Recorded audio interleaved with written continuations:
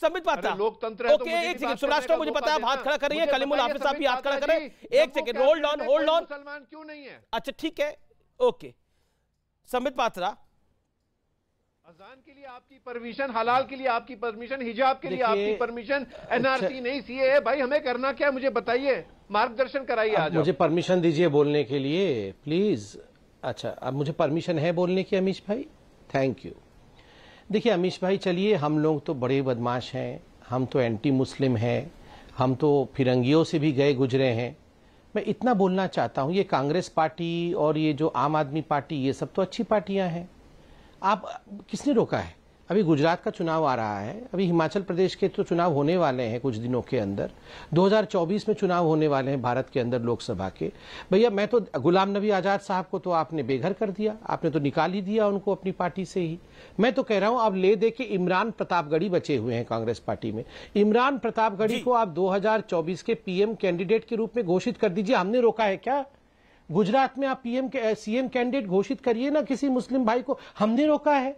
आप हिमाचल प्रदेश में भी घोषित करिए। कांग्रेस पार्टी को बिल्कुल करना चाहिए। इतना ट्वीट टाट करने से अच्छा है कि घोषणा ही कर देना। भारत तोड़ो यात्रा चली रही है, वो भारत तोड़ो यात्रा के बीच में राहुल गांधी घोषणा कर दे कि हम इमरान प्रतापगढ़ी को 2024 के पीएम कैंडिडेट के रूप में घोषित करते हैं। हम क्या आपत्ति कर देंगे? हम रोक देंगे क्या उनसे? ठीक है, ओके। मैं कलीमुल साहब का रुख करता हूं। कलीमुल साहब, जो चिदम्बरम ने बोला, जो शशि थरूर ने बोला और जो महबूबा मुफ्ती ने बोला, do you agree with it और यू डिसएग्री विद इट?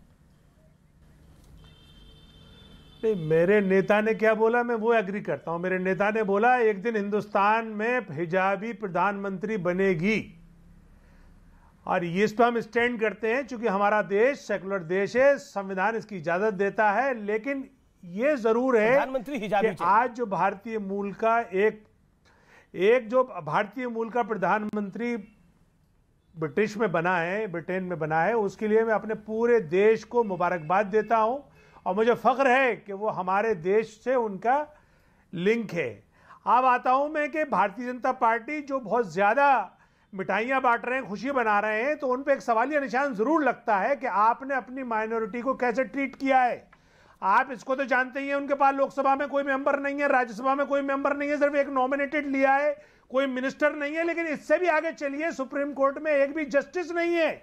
और उसके अलावा 59 मंत्रालयों में 26 मंत्रालय ऐसे हैं जिसमें क्लास 1+ लेवल का कोई एक मुस्लिम अफसर भी नहीं है।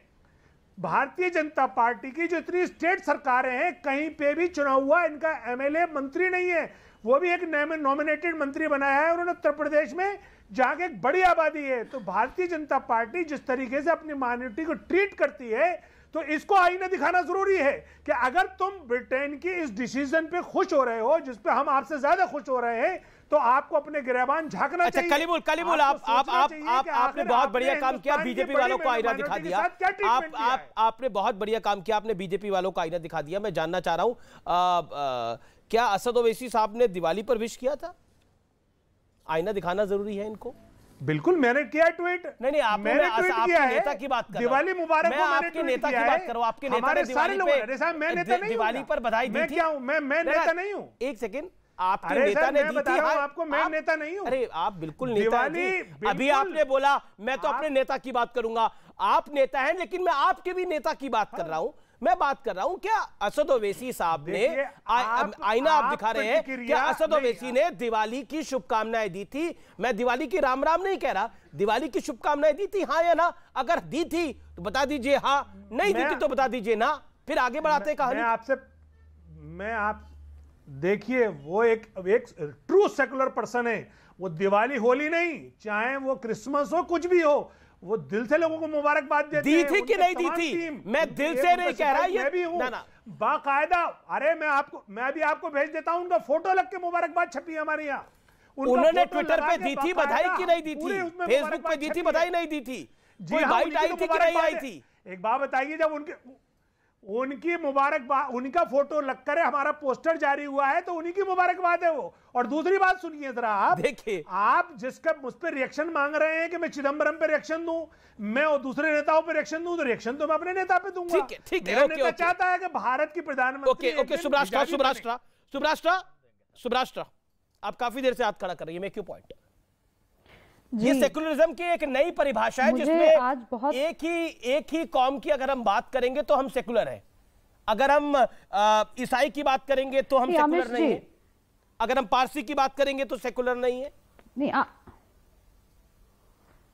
थोड़ा मतभेद है मेरा आपसे। मुझे लगता है ये कोई नई बात नहीं है, ये वही 1920 के जिन्ना वाली बात है, कुछ भी नया नहीं है इसमें।